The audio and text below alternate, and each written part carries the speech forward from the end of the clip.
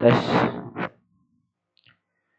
Bismillahirrahmanirrahim. Assalamualaikum warahmatullahi wabarakatuh. Perkenalkan, nama saya Fazail Malmuni dengan NIM 235333803. Di sini saya akan membuat video penugasan tentang jaringan komputer di website yaitu Cisco Networking Academy CNNA. Saya di sini akan mulai dari 4.0 pendahuluan. Mengapa saya harus mengambil modul ini? Lapisan fisik model OSI berada di bagian bawah tumpukan. Lapisan ini merupakan bagian dari lapisan akses jaringan model TCP atau IP. Tanpa lapisan fisik, Anda tidak akan memiliki jaringan. Modul ini menjelaskan secara terperinci 3 cara untuk terhubung ke lapisan fisik. Aktivitas lab dan praktek tracer akan memberikan Anda keyakinan untuk memasang kabel jaringan Anda sendiri. Tujuan modul lapisan fisik. Tujuan modul menjelaskan bagaimana protokol lapisan fisik, layanan, dan media jaringan mendukung komunikasi lintas jaringan data. Judul topik tujuan dari lapisan fisik. Topik tujuan penjelasan tujuan dan fungsi lapisan fisik dalam jaringan. Karakteristik lapisan fisik, kabel tembaga, kabel UTP, pemasangan kabel serat optik, dan media nirkabel. Kita akan lanjutkan 4.1. Koneksi 41 tujuan dan lapisan fisik. Koneksi fisik. Jenis koneksi fisik yang digunakan tergantung pada pengaturan jaringan. Misalnya, di banyak kantor perusahaan, karyawan memiliki komputer desktop atau laptop yang terhubung secara fisik melalui kabel ke saklar bersama. Jenis pengaturan ini adalah jaringan kabel. Data ditransmisikan melalui kabel fisik. Selain koneksi kabel, banyak bisnis juga menawarkan koneksi nirkabel untuk laptop, tablet, dan ponsel pintar. Dengan perangkat nirkabel, data ditransmisikan menggunakan gelombang radio. Konektivitas nirkabel sudah umum karena individu dan bisnis sama-sama menemukan kelebihannya. Perangkat pada jaringan nirkabel harus terhubung ke titik akses atau IP atau AP access point nirkabel atau router nirkabel seperti yang ditunjukkan pada gambar berikut. Ini adalah contoh gambar dari router nirkabel yang bisa memancarkan gelombang radio. Ini adalah untuk contoh fisik untuk koneksi menggunakan kabel. Ini dari router menuju ke PC client. Selanjutnya yaitu koneksi kabel menggunakan NIC Ethernet. Tidak semuanya koneksi fisik sama dalam hal tingkat kinerja saat menghubungkan ke jaringan. Selanjutnya yaitu lapisan fisik. Lapisan fisik menyediakan sarana untuk mengangkut bit yang terbentuk bingkai lapisan tautan data melalui media jaringan. Lapisan ini menerima bingkai lengkap dari lapisan tautan data dan mengkodekannya sebagai serangkaian sinyal yang dikirimkan ke media lokal. Bit yang dikodekan yang membentuk bingkai diterima oleh perangkat akhir atau perangkat perantara. Lapisan fisik simpul tujuan mengambil sinyal-sinyal individual ini dari media, memulihkannya ke representasi bitnya, dan meneruskan bit-bit tersebut ke lapisan tautan data sebagai perangkat lengkap. Contoh gambarnya adalah seperti berikut. Ini adalah video, contoh dari videonya.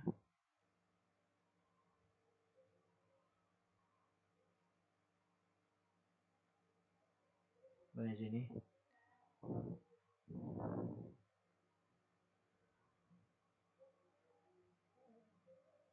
Nah, jadi seperti itu ya langkah-langkah. Kita lanjutkan.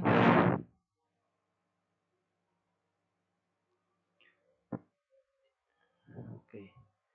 Kita lanjutkan ke karakteristik lapisan fisik.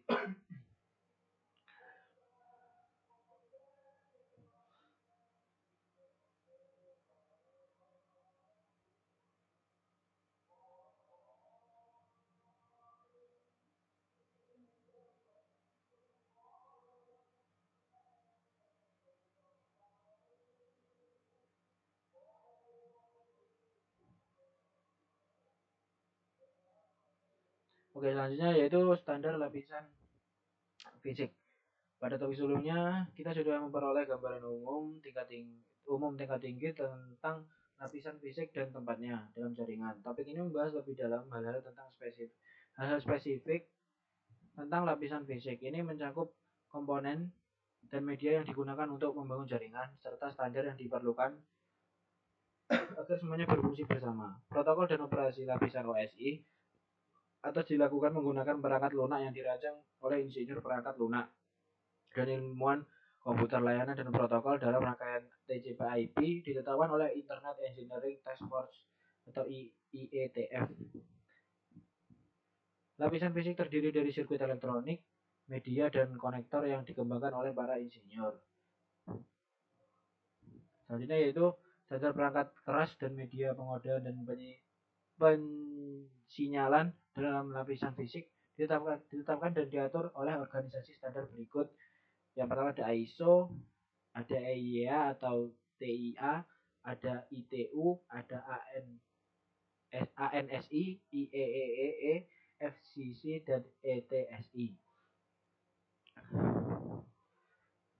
Selain itu seringkali terdapat kelompok standar pemasangan kabel regional seperti CSA, Asosiasi Standar Kanada, dan CENELEC, Komite Eropa untuk Standarisasi Elektronik, dan JSA atau JIS, Asosiasi Standar Jepang. Ya, seperti berikut. Hanya dia adalah di komponen fisik. Komponen fisik memiliki 3 fungsional: komponen fisik, pengodean, dan pemberian sinyal. Komponen fisik adalah perangkat keras elektronik, media, dan konektor lain yang mengirimkan sinyal yang mewakili bit. Selanjutnya adalah pengkodean baris adalah metode untuk mengunduh aliran bit data menjadi kode yang telah ditentukan sebelumnya. Kode adalah pengelompokan bit yang digunakan untuk memberikan pola yang dapat diprediksi, yang dapat dikenali oleh pengirim dan penerima. Misalnya, penyandian Manchester merepresentasikan bit 0 dengan transisi tegangan tinggi ke rendah, dan bit 1 direpresentasikan sebagai transisi tegangan rendah ke tinggi. Seperti gambar berikut. Ini adalah contoh dari tegangan. Bit 0 yaitu sebagai direpresentasikan tegangan tinggi ke rendah, dan bit 1 itu dari rendah ke tinggi. Selanjutnya itu pensinyalan. Lapisan fisik untuk menghasilkan sinyal listrik, optik, atau nirkabel yang mewakili 1 dan 0 pada media. Cara bit direpresentasikan disebut metode pensinyalan. Ini serupa dengan metode pensinyalan yang digunakan dalam kode Morse, yang dapat menggunakan serangkaian nada hidup mati, lampu, atau klik untuk mengirim teks melalui kabel telepon atau antar kapal di laut. Contohnya seperti gambar berikut. Selanjutnya yaitu lebar pita. Ini untuk kabel serat optik. Ini untuk media nirkabel. Seperti gambar. Ini itu lebar pita. Media fisik yang berbeda mendukung transfer bit pada kecepatan yang berbeda. Transfer data biasanya dibahas dalam hal lebar pita. Lebar pita adalah kapasitas media untuk membawa data. Lebar pita biasanya diukur dalam kilobyte per detik, kbps, megabyte per detik, mbps, dan gigabyte per detik, gbps. Lebar pita terkadang dianggap sebagai kecepatan bit, namun ini tidak akurat. Misalnya, dalam Ethernet 10 Mbps dan 100 Mbps bit dikirim melalui kecepatan listrik. Kombinasi beberapa faktor menentukan lebar pita praktis suatu jaringan, yaitu sifat-sifat media fisik, teknologi yang dipilih untuk memberi sinyal, dan mendeteksi sinyal jaringan. Tabel berikut menunjukkan suatu ukuran yang umum digunakan untuk lebar pita. Bit per detik bps. 1 bps sama dengan unit dasar bandwidth. Dan asalnya yaitu kbps. Kbps sama dengan 1000 bps atau bit per detik sama dengan 103 bps. Yang selanjutnya itu ada mbps, disingkat dengan mbps. 1 mbps sama dengan 1 juta bps, bit per detik. Giga per detik sama dengan 1 1 miliar. Iya. Dan tera yaitu 1 triliun per detik. Selanjutnya itu terminologi bandwidth. Digunakan untuk mengukur kualitas bandwidth meliputi latensi, hasil produksi bagus sekali. Latensi. Dalam jaringan internet atau jaringan dengan beberapa segmen, output tidak boleh lebih cepat daripada tautan paling lambat di jalur dari sumber ke tujuan. Bahkan jika semua atau sebagian besar segmen memiliki bandwidth tinggi, hanya diperlukan satu segmen di jalur dengan output terendah untuk menciptakan kemacetan dalam output seluruh jaringan. Hasil produksi, karena sejumlah faktor, output biasanya tidak sesuai dengan bandwidth yang ditentukan dalam implementasi lapisan fisik. Ada banyak faktor. Yang pertama yaitu jumlah lalu lintas, jenis lalu lintas, dan latensi yang disebabkan oleh sejumlah perangkat jaringan yang ditemui antara sumber dan tujuan. Selanjutnya yaitu bagus sekali. Ada pengukuran ketik atau output. Ini saya menggunakan translator. Ada pengukuran ketiga untuk menilai transfer data yang dapat digunakan. Pengukuran ini dikenal sebagai output. Output adalah ukuran data yang dapat digunakan dan ditransfer selama periode waktu tertentu. Dan output itu yaitu throughput dikurangi overhead lalu lintas untuk membuat sesi pengakuan enkapsulasi dan bit yang ditransmisikan ulang. Seperti ini contohnya. Itu terkadang memang kecepatan unduh itu lebih besar daripada kecepatan mengunggahnya. Jadi dibagi. Oke, ini adalah pertanyaan. Selanjutnya yaitu 4.3. Copper cabling atau kabel tembaga.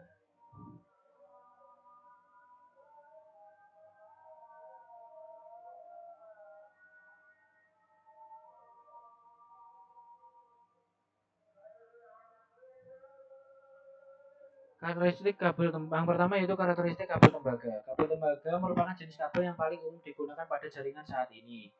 Jaringan menggunakan media tembaga itu dikarenakan murah, mudah dipasang, dan memiliki resistansi rendah terhadap arus listrik. Namun media tembaga dibatasi oleh jarak dan gangguan sinyal. Detektor dalam antarmuka jaringan perangkat tujuan harus menerima sinyal yang dapat dikodekan dengan sukses agar sesuai dengan sinyal yang dikirim. Semakin jauh sinyal bergerak, semakin buruk sinyalnya. Ini disebut sebagai pelemahan sinyal. Semua media tembaga harus mengikuti batasan jarak yang ketat sebagai ditentukan oleh standar panduan. Yang pertama yaitu waktu dan nilai tegangan pulsa listrik juga rentan terhadap gangguan dari dua sumber sebagai berikut: gangguan elektromagnetik atau gangguan frekuensi radio, dan yang kedua ada crosstalk. Crosstalk adalah gangguan yang disebabkan oleh media listrik atau medan magnet dari sinyal pada satu kabel ke sinyal di kabel yang berdekatan. Ya, seperti gambar di sini. Sinyal digital murni. Yang kedua yaitu ada sinyal intervensi yang sudah ada gangguan. Sinyal digital dengan intervensi. Dan ini yang dibaca oleh komputer. Sinyal berubah.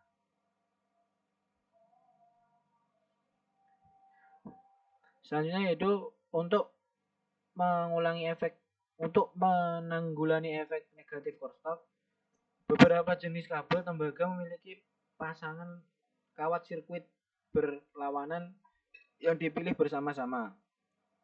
Kerentanan kabel tembaga terhadap kebisingan elektronik juga dapat dibatasi dengan menggunakan rekomendasi berikut.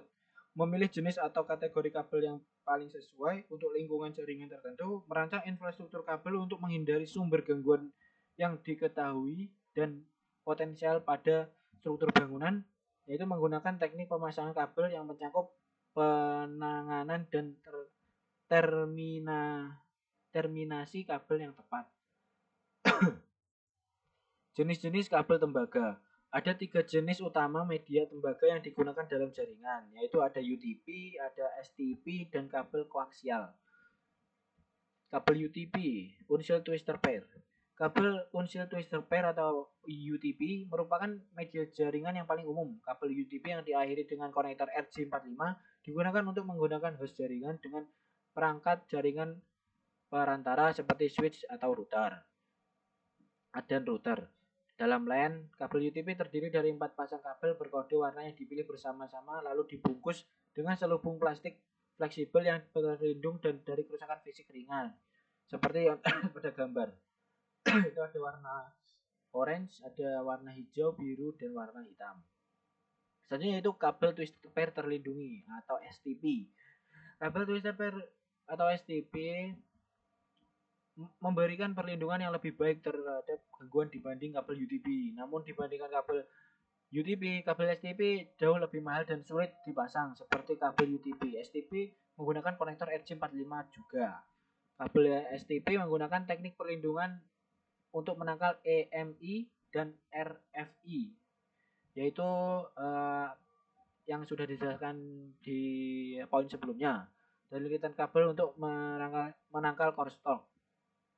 Kabel STP yang ditujukan menggunakan 4 pasang kawat, masing-masing dililitkan dalam pelindung foil, lalu dililitkan lagi dalam jalinan atau foil metalik menyeluruh, seperti gambar di bawah ini. Selanjutnya yaitu kabel koaksial. Kabel koaksial yang disebut koaks mendapatkan nama tersebut fakta bahwa terdapat 2 konduktor yang berbagi sumbu yang sama. Seperti yang ditunjukkan pada gambar tadi, kabel koaksial terdiri dari berikut. Konduktor tembaga digunakan untuk mengirim sinyal elektronik, lapisan isolasi plastik fleksibel mengelilingi konduktor tembaga, bahan isolasi dikelilingi oleh jalinan tembaga atau lapisan logam yang berfungsi sebagai kabel kedua dalam rangkaian dan sebagai pelindung konduktor bagian dalam, yaitu selanjutnya adalah seluruh kabel ditutupi oleh jaket kabel untuk mencegah kerusakan fisik ringan. Dan kabel koaksial ini menggunakan konektor bayonet nail concealment BNC tipe N dan tipe F ditunjukkan pada gambar berikut. Seperti ini. Ini biasanya terdapat pada kabel TV. Ya, kabel TV atau kabel CCTV biasanya. Ini ada BNC tipe N dan tipe F. Selanjutnya yaitu 4.4 kabel UTP.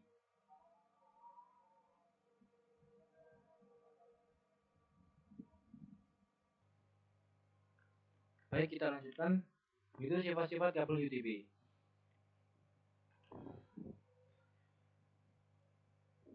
Kabel UTP merupakan standar untuk penggunaan di LAN.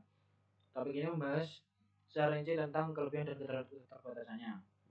Kabel UTP tidak menggunakan pelindung untuk menangkal efek EMI atau RFI. Sebagai gantinya, perancang kabel telah menemukan cara lain untuk membatasi efek negatif crosstalk, yaitu ada pembatalan. Desainer terkini memasang kabel dalam satu rangkaian. Ketika 2 kabel dalam rangkaian listrik ditempelkan berdekatan, medan magnetnya akan saling berlawanan. Oleh karena itu, kedua medan magnet tersebut akan saling meniadakan. Gantinya yaitu ada memvariasikan jumlah lilitan per pasang kabel. Seperti ini.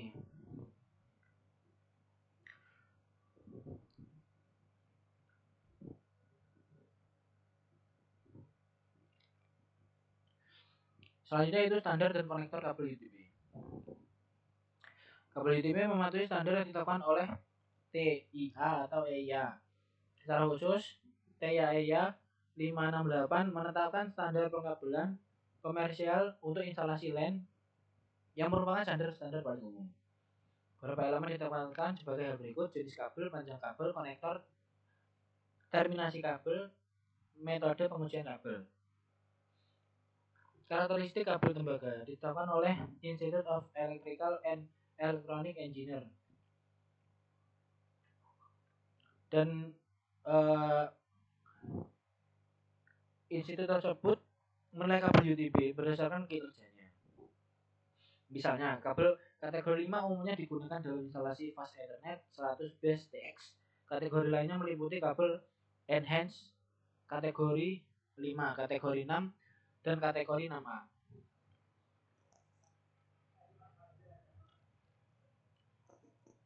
Kabel dalam kategori yang lebih tinggi dirancang dan dibangun untuk mendukung kecepatan data yang lebih tinggi. Karena teknologi Ethernet, kecepatan gigabit baru sedang dikembangkan dan diadopsi. Gambar berikut menunjukkan 3 kategori kabel UTP.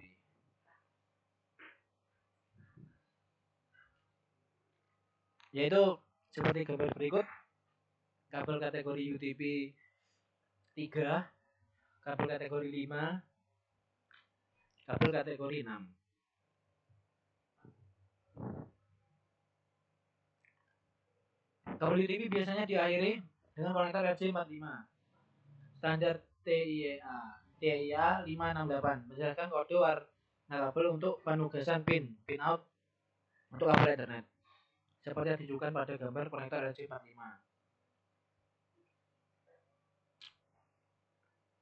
Dan ini adalah untuk soket RJ45.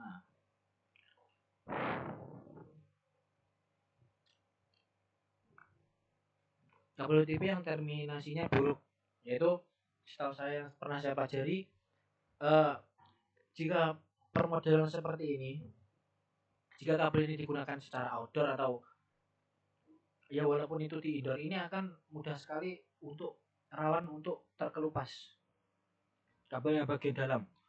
Dan hal yang perlu diperhatikan dalam mengkrimping kabel seperti ini, jika ingin memasang konektornya itu kita harus menutupi daerah sebisanya itu di bagian sini. Jadi jaket kabel ini seharusnya yang yang menjadi jika kita ingin memasangnya itu harus beserta kabelnya. Jadi jangan hanya kabel bagian dalam seperti ini. Ini akan resiko kerusakan kabel sangat tinggi. Nah, untuk hal yang benar yaitu seperti gambar ini. Ini sudah sangat baik. Nah, dan selanjutnya yaitu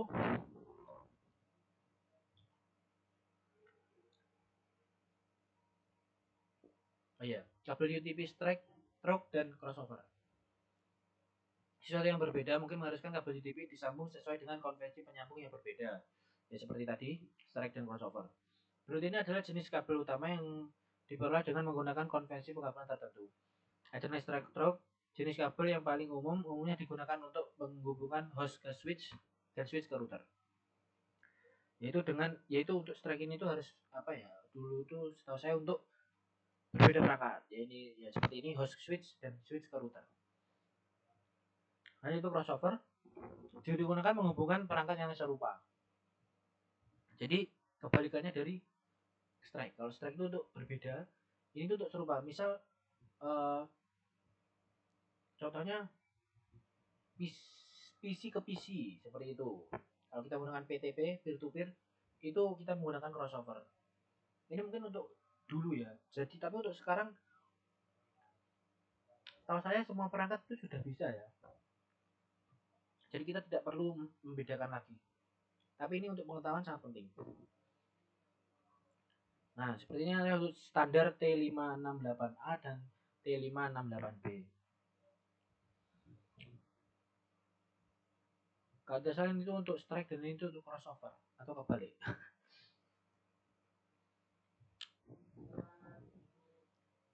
Nah, ini jenis dan standar kabel. Jenis kabel Ethernet langsung kedua ujung ini. Ini T568 dan ini T568B. Nah, host ke jaringan perangkat jaringan seperti switch atau hub. Jadi ini adalah kabel strike. Dan ini untuk crossover, menghubungkan dua host jaringan menggunakan dua perangkat perantara switch ke switch atau router ke router. Ini ada mekanisme menghubungkan port dari stasiun kerja ke port router menggunakan adapter.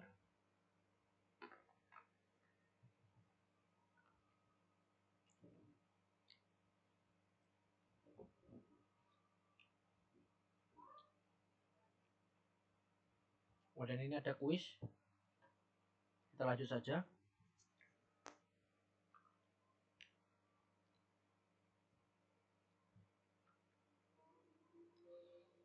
Selanjutnya yaitu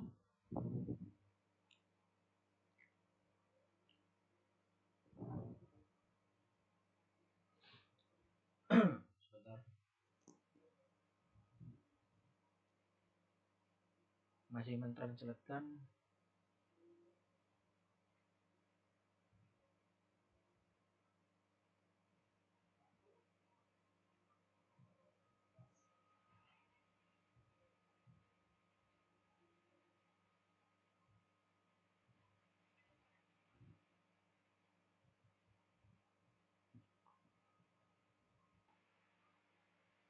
Selanjutnya yaitu properti kabel serat optik.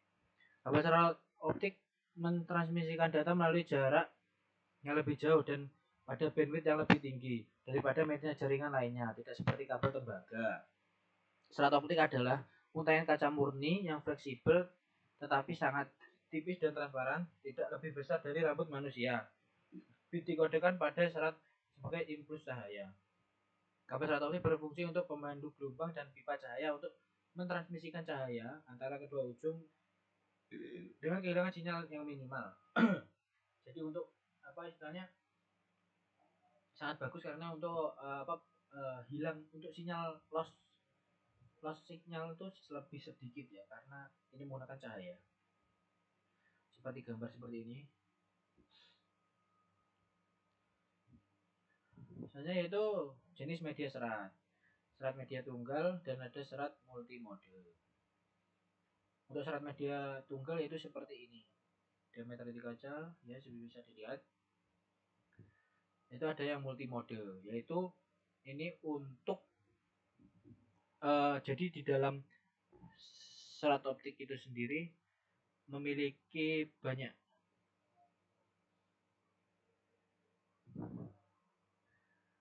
Selanjutnya yaitu penggunaan kabel serat optik. Untuk yang pertama untuk jaringan perusahaan, yang kedua untuk fiber to the home untuk menyediakan layanan pita lebar ke rumah-rumah dan usaha kecil, yaitu jaringan jarak jauh dan jaringan kabel bawah laut. Hanya yaitu konektor serat optik. Konektor serat optik digunakan untuk mengakhiri ujung serat optik. Tersedia berbagai macam konektor serat optik. Catatan beberapa switch dan router memiliki port yang mendukung konektor serat optik melalui transceiver. Yaitu ada juga, setahu saya itu ini ya, access point itu juga ada yang memiliki yang sudah support untuk serat optik sekarang. Contohnya seperti ZTE yang digunakan oleh provider seperti sekarang di sini tuh ada Bitnet, ada yang pasti IndiHome, ada Wusnet, lalu yang satu lagi itu Iconet milik PLN. Yang pertama ada seperti ini konektor ST. Jadi ini memiliki pengunci dia. Selanjutnya ada yang SC konektor. Nah ini yang umum biasanya saya pernah lihat itu yang ini waktu saya PKL waktu SMK. Misalnya ada konektor Lucent atau LC, konektor simplex. Seperti ini. Dan selanjutnya ada konektor LC multimode diplex. Jadi bisa langsung dua seperti ini.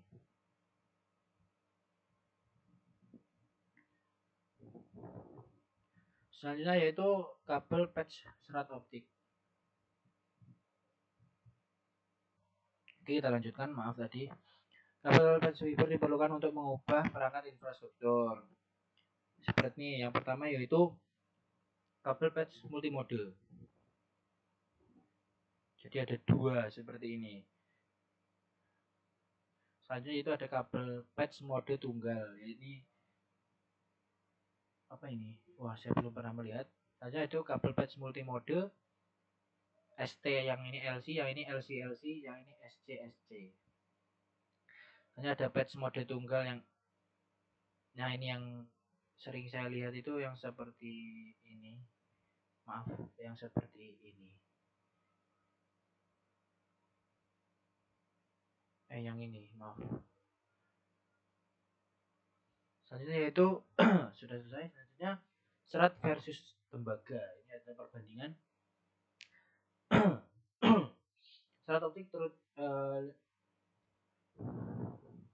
serat optik terutama digunakan sebagai kabel tulang punggung untuk koneksi titik ke titik dengan lalu lintas tinggi antara fasilitas distribusi data. Serat optik juga digunakan untuk interkoneksi gedung-gedung di kampus dengan banyak gedung. Perbandingan kabel UTP dan kabel fiber optik. Masalah implementasi, bandwidth yang didukung kabel UTP ya dari sekitar 10 Mbps sampai 10 Gbps, sedangkan untuk serat optik bisa sampai 100 Gbps. Dan jarak untuk UTP itu sekitar sampai 100 meter, 1 sampai 1 meter, jika serat optik bisa sampai 100.000 meter. Dan untuk terkendala terhadap EMI dan RFI sangat rendah UTP. Dan ini sangat tinggi, bisa dibilang kebal, tidak dapat terkena hal ini. Kekebalan terhadap bahaya listrik rendah dan ini tinggi. Jadi untuk kabel UTP ini sangat gampang ya terkena misal ada listrik. Dan untuk serat optik ini hampir tidak bisa, karena tahu saya itu serat optik tidak bisa untuk menghantarkan listrik karena di dalamnya yaitu cuman hanya kaca, jadi menggunakan kaca. Biaya media dan konektor terendah dan paling tinggi, dan keterampilan instalasi yang dibutuhkan rendah paling tinggi. Nah seperti ini sudah bisa dilihat ya. Kita lanjut saja. Ini ada pertanyaan, kita bisa lanjut saja ke 4.6 media nirkabel.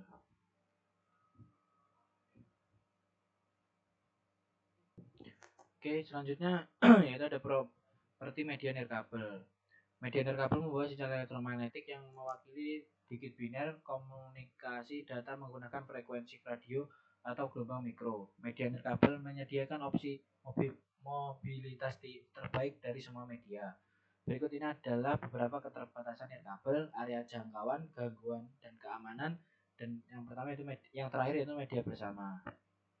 Selanjutnya yaitu jenis media nirkabel. Standar industri telekomunikasi yaitu sudah menerapkan yang pertama pengodean data ke sinyal radio, frekuensi dan daya transmisi berdasarkan penerimaan dan decoding sinyal, desain dan konstruksi area. Berikut ini adalah standar nirkabel yaitu ada WiFi dari IEEE 802.11. Yang kedua itu ada Bluetooth. Yang selanjutnya dan sama juga yaitu ada WiMAX, misalnya ada Zigbee. Catatan teknologi nirkabel lain seperti komunikasi seluler satelit juga dapat menyediakan konektivitas jaringan data. Akan tapi teknologi nirkabel ini berada di luar cakupan modul ini. Selanjutnya yaitu jaringan LAN nirkabel.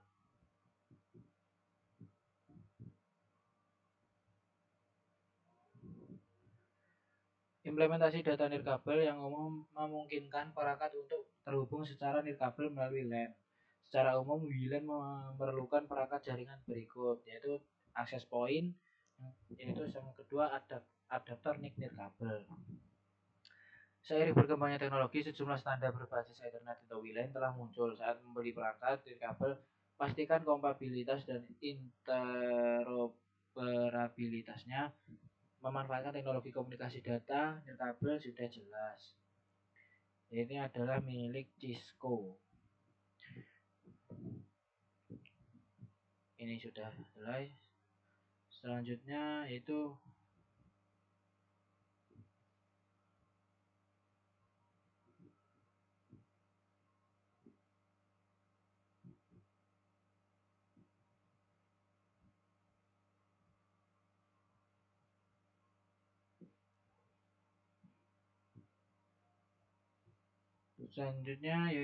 di modul 5. Apa nih? Oke, mungkin cukup sekian untuk part 1. Saya akan lanjutkan ke part yang selanjutnya. Wassalamualaikum warahmatullahi wabarakatuh.